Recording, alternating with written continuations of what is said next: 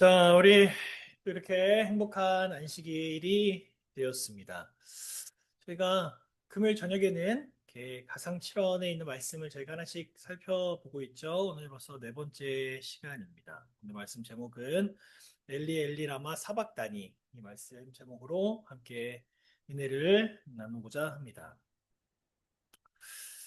저희 아이들이 아플 때 이제 감기를 어릴 때 감기를 한번 걸렸는데 잘 안 나는 거예요. 그래서 저랑 저희 집사람이랑 어떤 거를 좀 먹이면 좋을까, 어떻게 조치를 하면 좋을까 아마 이렇게 검색을 좀 해 보다가 아이들에게 정말 효과가 좋다는 아이들 전문 한의원이 있습니다.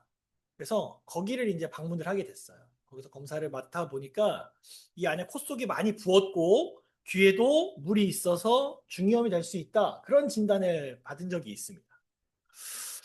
근데 그 얘기를 들어서 이제 마음이 아프잖아요. 그래서 이제 이거 빨리 나아야 되니까 거기서 약을 처방 받아서 왔습니다. 근데 이 약이 아이들 거니까 이렇게 알약이나 이런 게 아니라 시럽 같은 거였어요. 시럽 같은 거. 근데 한번 먹어봤는데 맛이 뭐 괜찮습니다. 확실히 아이들 전용 약이라 그런가? 이게 먹을만 해요. 그래서 맛있네. 애들도 잘 먹겠다고 줬더니 애들이 먹었습니다. 그래서 이렇게 몇 번 이렇게 거기에서 약을 지어서 먹고 먹이고 이렇게 해서 좀 이렇게 괜찮아졌는데 어느 날 또 이제 가서 약을 지어 왔어요. 근데 그 약을 지어서 제가 맛을 딱 봤는데 아차, 이번 약은 좀 쓴 거예요.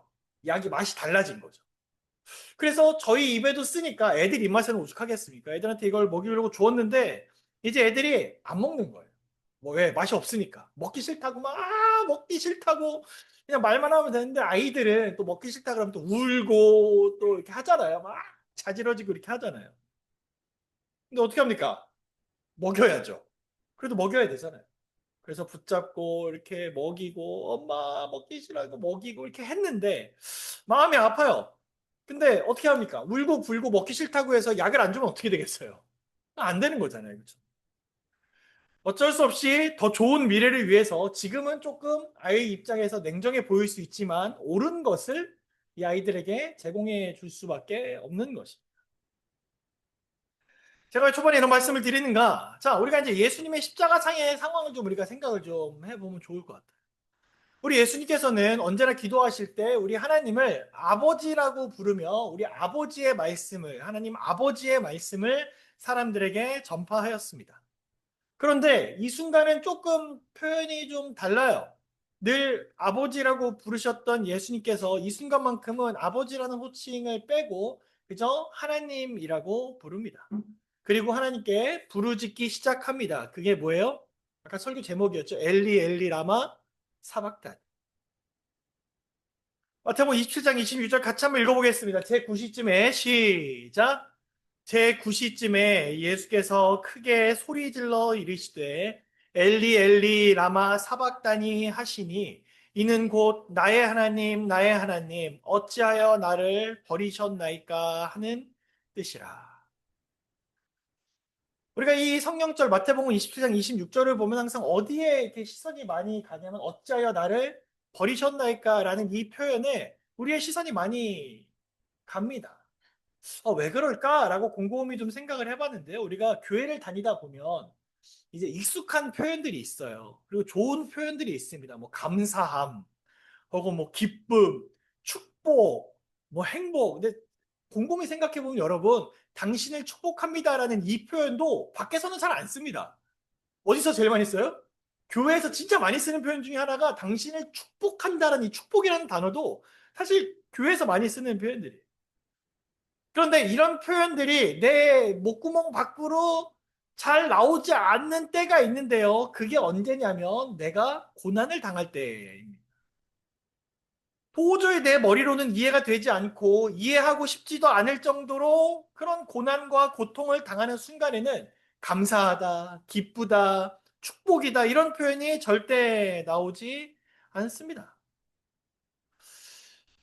아마 이 각 삶을 우리들의 인생이 각자 각자의 삶을 살아가는 우리가 내 삶을 알고 또 우리 하나님께서도 우리의 삶을 아시기 때문에 우리의 각 개인이 살아가기에 너무 힘든 세상이기에 어쩌면 너무나 힘든 상황에 놓여 있는 이 예수님의 말씀 어찌하여 나를 버리셨나이까 라는 이 표현이 우리의 눈을 더 사로잡고 때로는 우리의 마음을 더 대변하는 것처럼 보이는지도 모르겠습니다.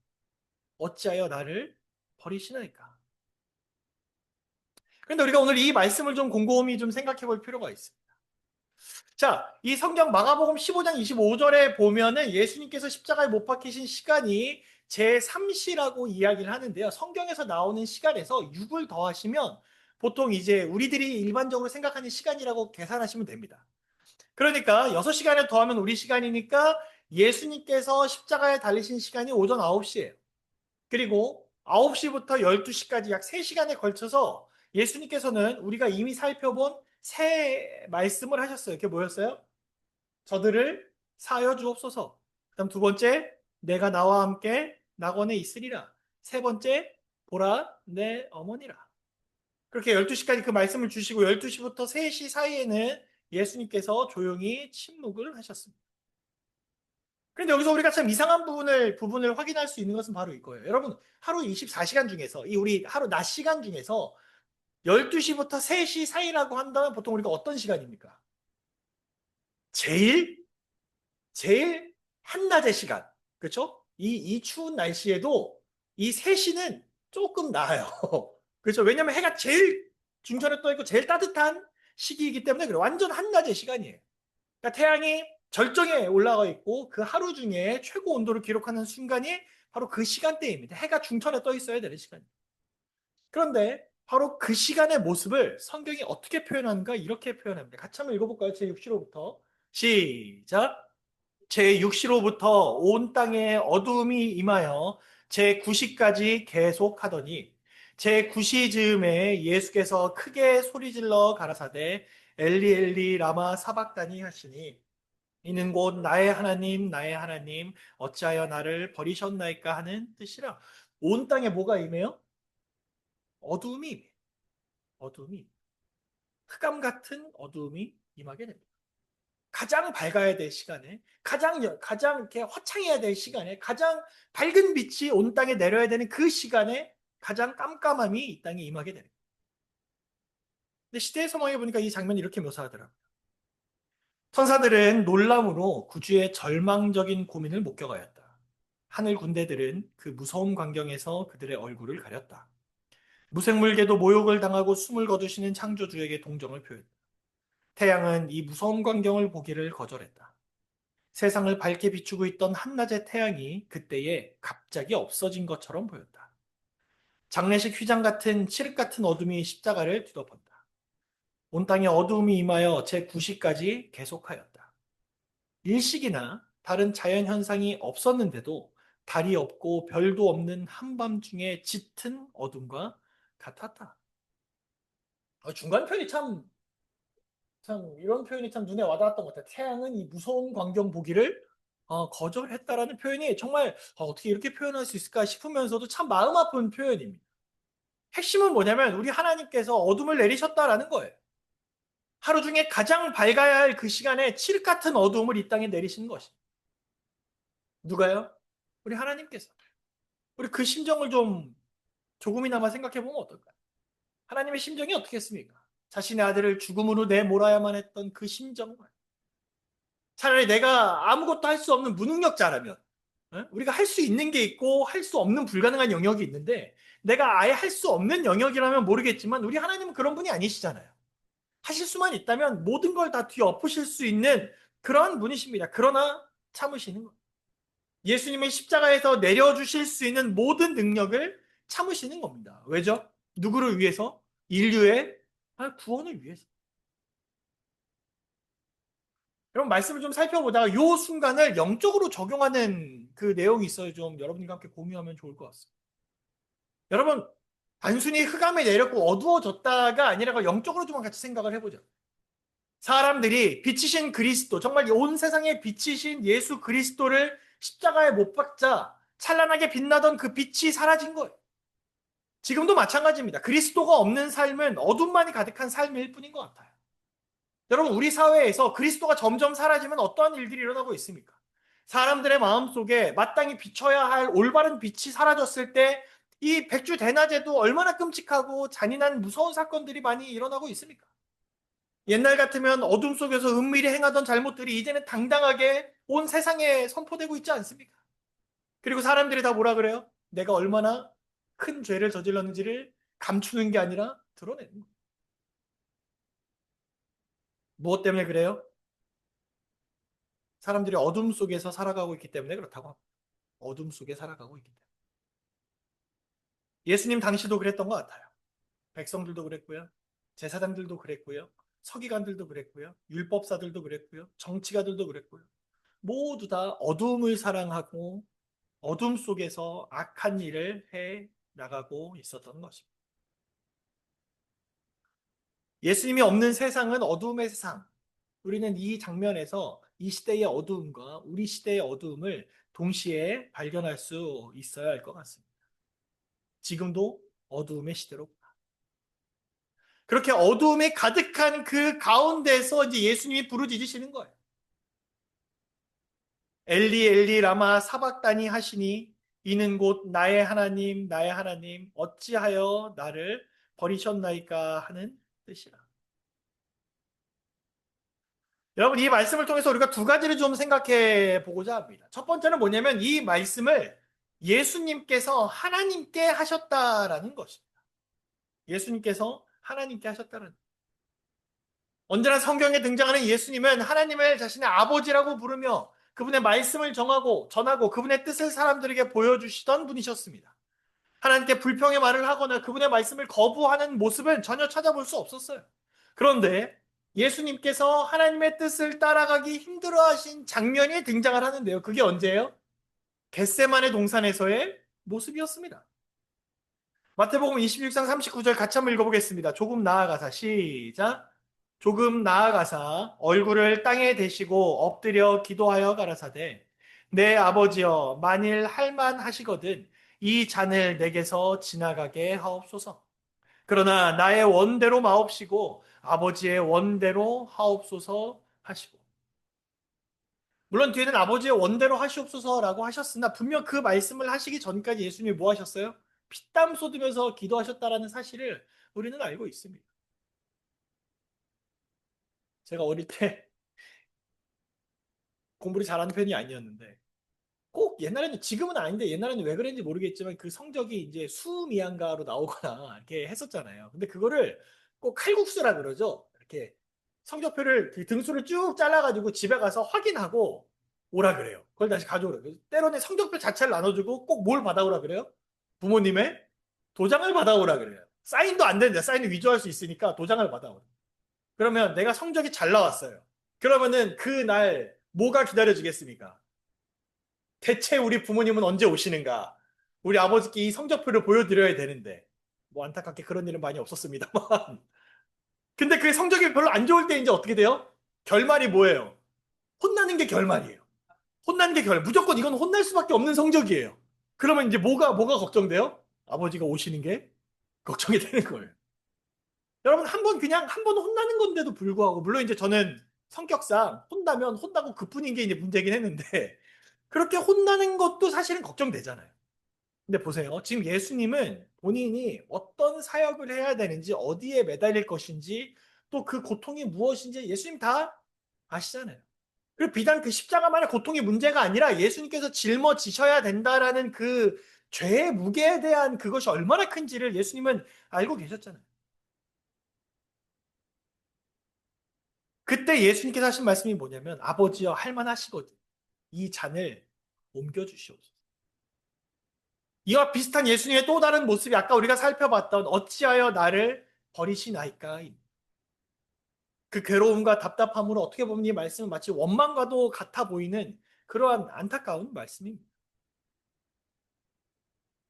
그러나 여러분 우리가 이 말씀을 보면서 확인하게 되는 것은 무엇이냐면 여러분 예수님께서 하나님께 그 모든 사실을 내려놓고 간구하고 애통할 수 있었다라는 것은 무슨 말이냐면 적어도 하나님의 사랑을 받는 하나님의 예수님의 희생을 통하여 우리가 구원받기로 정해진 우리들에게 있어서 가장 큰 특권은 뭐냐면 내가 처해 있는 이 어려움에 대해 토로하고 그 매달리고 왜 나한테 이런 일을 벌이시냐고 때로는 투정처럼 원망처럼 할 수 있는 하나님의 계시다라는 것이 우리들에게 큰 특권임을 여러분 꼭 기억하게 되시길 간절히 바랍니다. 하나님 왜 나를 버리셨습니까? 하나님 왜 나에게 이런 일이 생깁니까? 하나님 왜 내가 이렇게 힘들어야 됩니까? 라는 이 말은 어쩌면 하나님을 믿는 그리스도인들만이 할 수 있는 말이에요.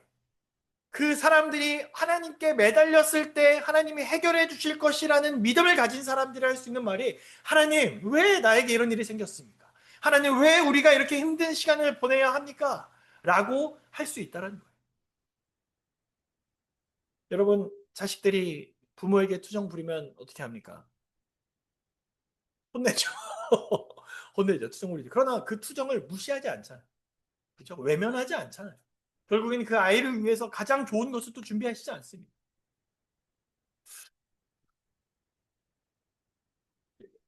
우리가 지금 여기서 나누고 있는 말씀은 하나님이 어떤 일을 하시든지 따지고 재고 불만을 하고 하나님 왜 이렇게 하세요라고 이렇게 따지라는 말씀이 아닙니다.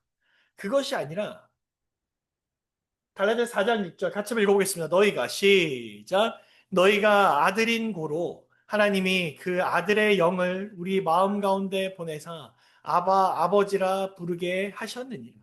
지금 우리가 나누고 있는 말씀은 우리가 어떤 존재인지 다시 한번 확인하라는 거예요.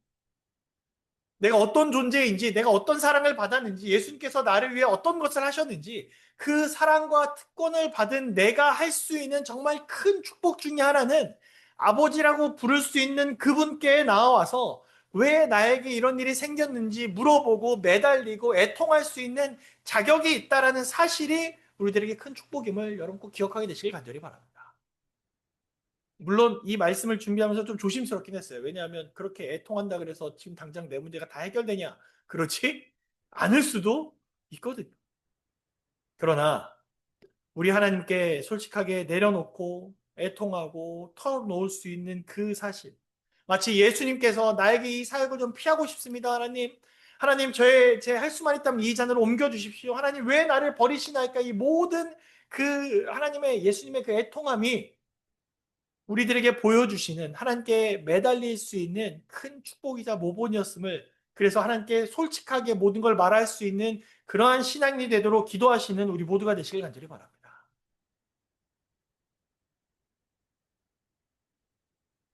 자, 예수님께서 투정 부리셨어요. 그런데 하신 말씀 자체에 또 놀라움이 좀 숨겨져 있었습니다. 시편 22편 1절 같이 한번 읽어보도록 하겠습니다. 내 하나님이여 내 하나님이여 시작 내 하나님이여 내 하나님이여 어찌 나를 버리셨나이까 어찌 나를 멀리하여 돕지 아니하옵시며 내 신음하는 소리를 듣지 아니하시나이까. 여러분 예수님께서 제가 이 말씀을 보면서 느낀 건 예수님께서 십자가상에서 하신 말씀은 고통에 힘들어서 엉겁결에 그냥 토해낸 그냥 아무 생각 없이 말해놓은 그런 단순한 비명이 아니었더라고요. 예수님의 입에서 나온 이 말씀은 사실 시편의 말씀이었어요. 근데 여러분 참 대단하다는 좀 놀라웠다는 생각이 들어요. 지옥을 넘나드는 끔찍한 고통 속에서 자연스럽게 흘러나온 이 예수님의 부르짖음은 말씀인 거예요. 성경 말씀의 토대를 한 그러한 부르짖음인 것입니다. 여러분 이게 우리에게 무슨 의미가 있을까요? 예수님께서 십자가상에서 시편의 말씀을 인용하여 부르짖으셨다. 이게 우리들에게 어떤 의미가 있을까요?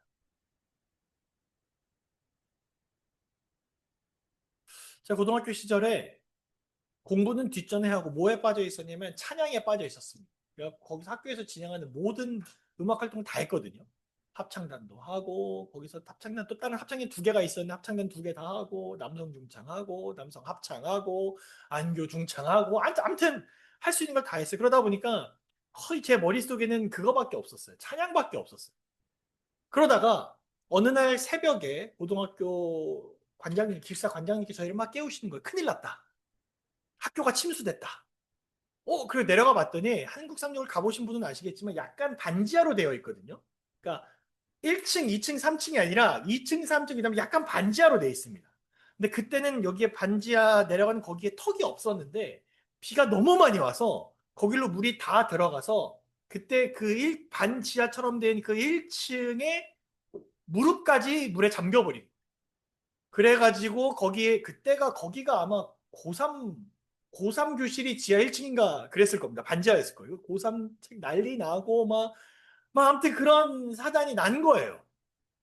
그래서 막 기숙사생들 총동원하고 바가지를 들고 막 내려가래 학교에. 바가지 들고 내려가고 막 하루 종일 퍼내고 막 밀고 닦고. 저는 물만 찬 줄 알았는데 보통 물에 잠기면 거기에는 오물들도 같이 차고 기름 같은 것도 같이 둥둥 뜨고 하니까 할 게 엄청 많더라고요. 하고 치우면서 막 닦고 아침 7시부터 시작해갖고 오후 4시까지 점심 먹는 시간 빼고 다 학생들이 총동원 돼가지고 막 다 막 퍼내고 그랬어요. 그러다가 막 이렇게 퍼내고 있는데 그때 당시에 이제 선생님들도 다 출동했을 거 아니에요? 근데 담임 선생님께 저한테 갑자기 저를 부르야 너는 이 상황에서도 입에서 노래가 나오니? 막 저한테 그러시는 거예요. 그래서 어리둥절했습니다. 무슨 말씀인지 하고 알고 보니 선생님이 가만히 보니까 아침 7시부터 저녁 4시까지 계속 퍼내면서 입에서 계속 찬양 제가 연습했던 노래들 있죠. 불렀던 거 그걸 계속 그냥 하루 종일 흥얼흥얼 하면서 하니까 선생님이 한편으로는 너무 막 시끄럽기도 하다가 한편으로는 무슨 생각이죠? 얘는 신기하다고 생각을 하셨던 것 같아요. 신기하다고. 그러면서 이제 제가 깨달았던 게 뭐냐면, 내가 그때 진짜 찬양에 정말 매여 있었구나라는 생각 그때 처음 하게 됐던 겁니다. 제가 왜 이 말씀을 드리냐면, 이게 찬양을 그렇게 많이 부르서 이 말씀을 드리려는 게 아니라, 여러분, 예수님의 생애는 어떤 생이었나요? 그냥 삶 전체가 말씀에 매여 있는 삶이었던 것 같아요.